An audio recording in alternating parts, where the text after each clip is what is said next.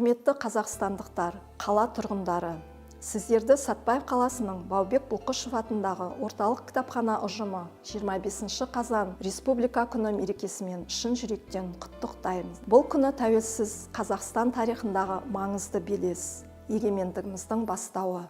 1990 жылы дәл осы күні егемендік туралы қабылданған декларация жаңа дәуірдің, жарқын болашақтың негізін қалады. Рухымызды биік көтеріп, елге, жерге деген сүйіспеншілігімізді арттыратын ерекше мереке. Бірлік пен береке, татулық пен тұтастық әрқашанда халқымыздың басты құндылығы болып келеді. Сол құндылықтарды сақтап, ұрпақтан ұрпаққа жеткізу баршамыздың ортақ парызымыз. Осы қуанышты күні әр шаңыраққа шаттық пен тыныштық, ел болашағына сенім, жүректеріңізге нұр мен қуаныш тілейміз.